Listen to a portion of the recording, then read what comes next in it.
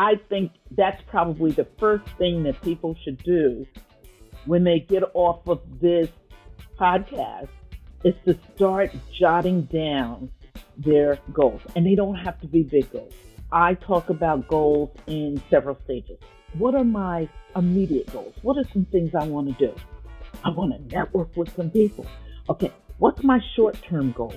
I'm going to put them on my Google alert and look to see what they're doing already. What are my longer-term goals? I'm going to follow them on social media and I'm going to add something to what they say. What are my long-term goals? I'm going to befriend them and maybe buy them coffee and get to know them so that they can be my mentor or I can be theirs.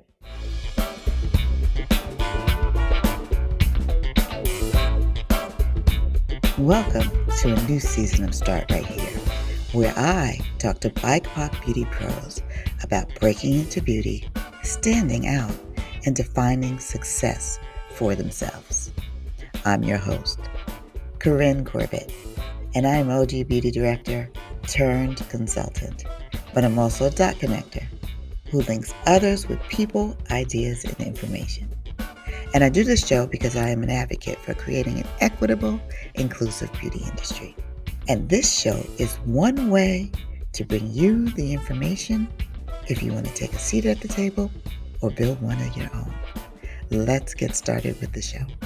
Hello, everybody. Welcome back to another bonus episode of Start Right Here, where we delve into the practical aspects of building your beauty career or your entrepreneurial journey. Today, we're going to talk about figuring out your goals. And before you do that, you have to figure out what you want.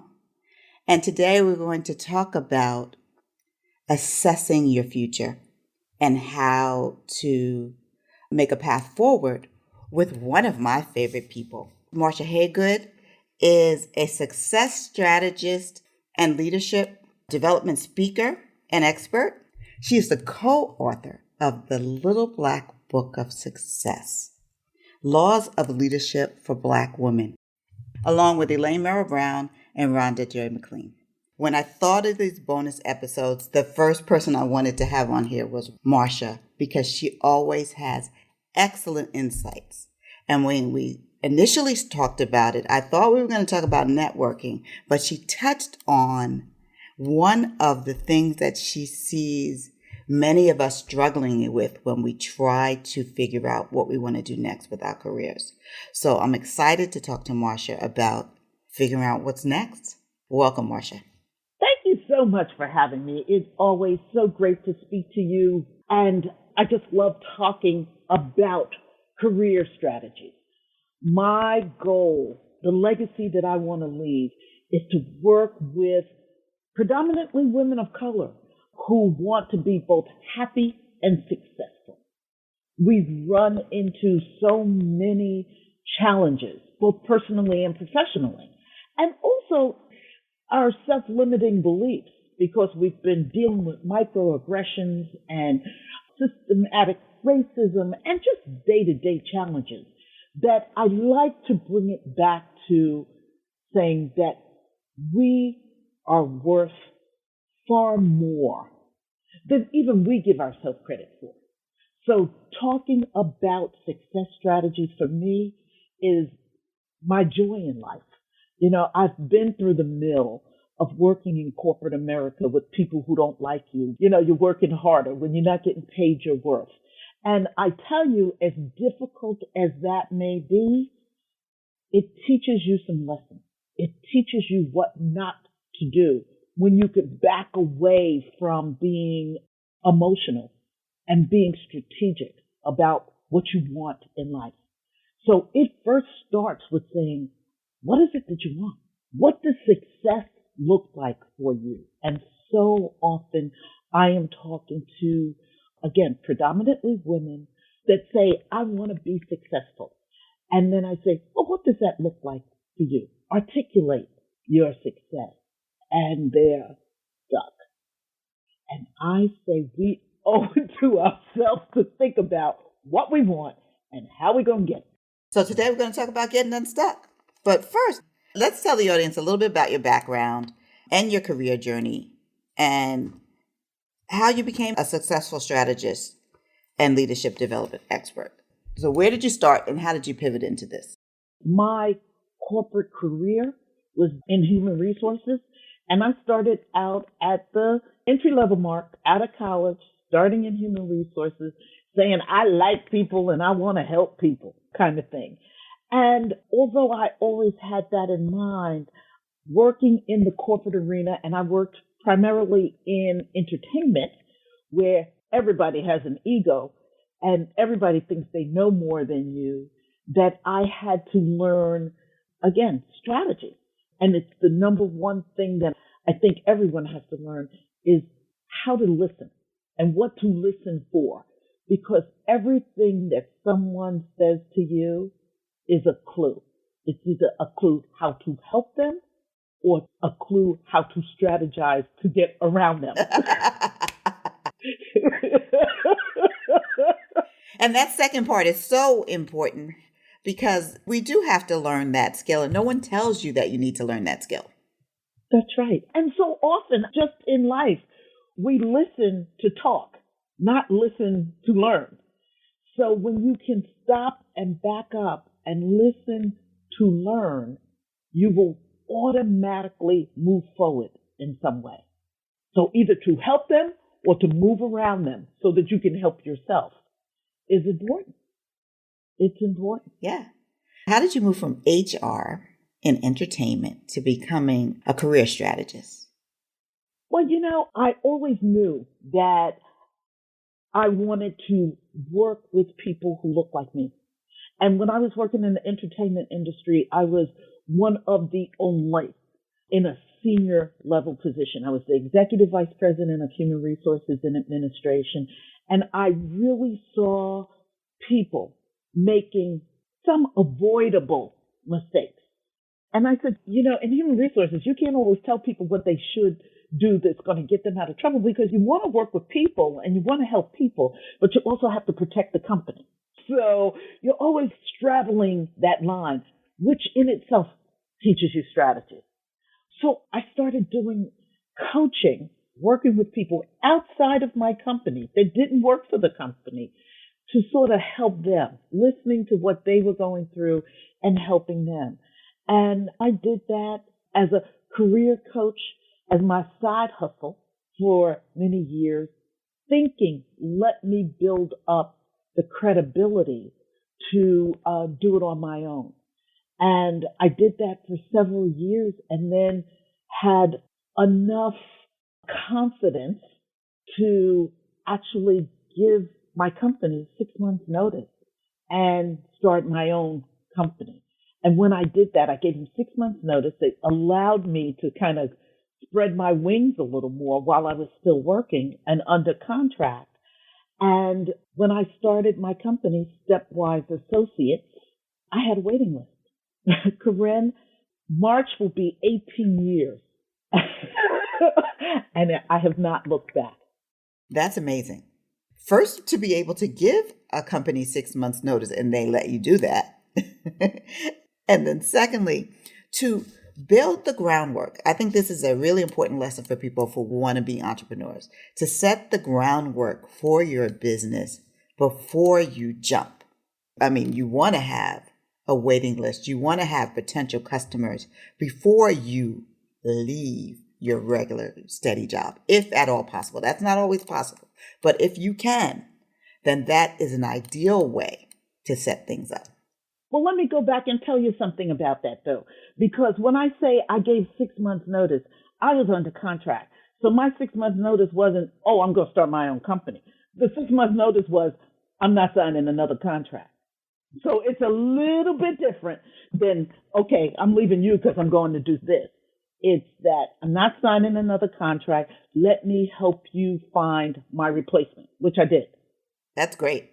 Now, you co-authored one of the most successful leadership guides for Black women, the Little Black Book of Success. Let's talk about how many printings this book has had so far. Holy! The book is going into its 13th year. We have sold well over 60,000 copies of the book, and it was published by Random House. And that was a whole story in itself.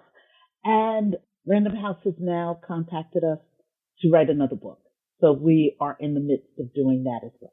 So, side note, if you have never picked up a copy of Little Black Book of Success, this is the gift that keeps on giving as a book. I mean, it is relevant today and will be relevant in the future. And that's why it continues to sell.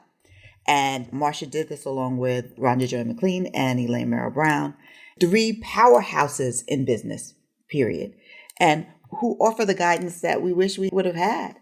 When they were starting out, they wish they probably had it. And people who are veterans in their industries all still kind of turn to that because it still offers guidance to anybody at every level of their career. I still go back and reread it. Mine is on my bedside table, I will tell you. What do you attribute its longevity to, though?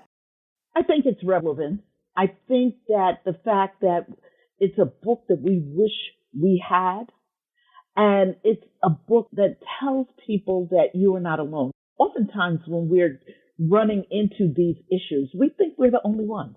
It's that terrible boss we have. Well, a lot of people have terrible bosses. It's that company that's not doing what they're supposed to do. Well, a lot of people work for those companies. But when you can put it into place and say, look, first of all, you're not alone. Second of all, there is help or guidance out there. It's your network, and we'll talk about networking.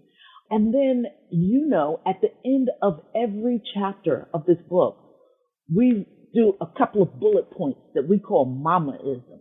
And we say those mamaisms oftentimes are things that our mothers or our grandmothers or our big sisters told us, but they didn't put it quite in the perspective that we needed. I laugh when I look at, when my mother used to say, don't you come out of that room until you fix your face. What she was saying is, put your neutral face on. Everybody doesn't have to know what you're thinking. But we didn't know it like that. So we got to work and somebody pissed us off and our face got just like it used to. It was when we were angry. Sometimes you have to put on that neutral face.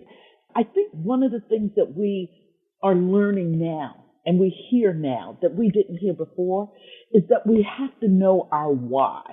You don't have to be the smartest person in the room, but you have to listen.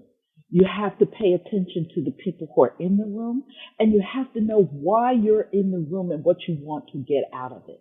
And, people always start off with saying, I'm doing this because I want to get money. But I dare say money is only the motivator on payday. And those days that are not paydays, what's going to motivate you to go in and give it your best shot? So let's talk a little bit about mindset. If we're talking about a successful career journey, where do we need to begin from a mindset point of view? It's a couple of things. I like to say you can get selfish here. This is where you can really be selfish. What is it that I want? Why do I want it? And what am I willing to sacrifice to get it? Okay, 3 essential questions, so say them again. That's 3 essential questions if you have to answer. Yes. What do I want? Why do I want it? And what am I willing to sacrifice to get it? So if I say success is to leave a legacy, I say, why do you want to leave a legacy? You need to be able to say why, because I want to help women be recognized and gain more visibility and all of that stuff. And what am I willing to sacrifice to get it? I'm willing to sacrifice not working at a corporate job where I'm going to make millions of dollars to do something that's going to feed my soul so that I can be happy all the time. The what, the why, and the how. The what, the why, how. Yes, I love that. There are a lot of people who believe, I'm going to try everything all at once, throw it up on a wall and see what sticks. Why is that not the best strategy in terms of approaching your career? Well, you know what? I think that people will try it anyway, so I don't want to say don't try that. If that works for you, because otherwise, as a coach, I have learned not to tell people what to do, but to offer some suggestions or options. So the option would be, have you done that already? And has it worked for you? Usually the answer is no. Okay? But you have to try it, because otherwise you think that you're going to be different and it's going to work for you. That's one. But I also say, why not start off with what brings you joy already? I say to people when they say, I hate my job, I say, well, what made you go there? What made you think that that job was going to be the big thing that you wanted? And they need to be able to explain that. I said, well, what did you like about it? Was it working outside? Was it working inside? Was it working in warm weather? Was it working in cold weather? Were you working around a lot of people? Were you working solo? Were you working with a computer? Were you working doing something with tools? What is it? And when you can get that granular with the things that you enjoy all your life up until the point we're having that conversation, I say, let's put all of those things down that you enjoy. Let's document all those things that you enjoy. So if you're going to go and try something and hope that it sticks, how many of these things does it include? And you say one, I say, that's probably going to be a problem. If you say, ooh, this hits all of that, except I'm going to have to move to a different state, I say, that might be the sacrifice part, you know? So here's the what, here's the why. Yeah. And what's interesting about that is that it brings to mind, do you like the concept or the idea of something or the actuality of it? That's right. Do I like the idea of being in the beauty industry because I don't know what it takes? Or do I know enough about what a particular job is to say I want to follow that course? You know, and if you say that you want to follow that course, then I say, who do you know that's doing that? I talk about networking a lot because I think it's an opportunity that's often missed. But I think you have to think of who's doing what I think I want to do, or who's doing what I know I want to do, and how can I learn from them? I research people all the time. All the time, because I want to know what brought them to the point that they're at, that I'm admiring them. You know, have they stuck with it? Have they said no? Can I give them a call? Can I follow them on social media? Can I Google them? I said, Google is your friend. Can I put them on my Google alert or my TalkWalker alert so that when something happens with them, it gives me the opportunity to reach out to them? And I like to say this when so often I see people, they're just putting stuff on social media and you're following them, but all you're hitting is the like button. That's not a real connection. It's a connection when you can say, you know, I liked what you said because this falls right into my values or my opinion. Love to talk to you more about it. Very different from like button. Right. So that is one of the ways then you can build a network, that you're looking at people you admire, people who are doing the work that you want to do, and gauging whether they are approachable. But in the same way, finding ways to engage with them organically more than strategically with your goal in mind, not trying to make a genuine connection. So there's a difference. Can we talk a little bit about that, like intent in terms of networking? So that's the foundational point of networking. What is the intent someone should have when they're building their network? A couple of things. I think that people you admire, that's an easy one. People who have already helped you, that's an easy one. People who you want to meet, a little more strategic. And so I start off with this sort of block of questions. Who do you need to know? And who needs to know you? So who do you know? Think about wherever you are in your circumstances right now. Who do you know who has helped you, given you a piece of advice, sent you an article,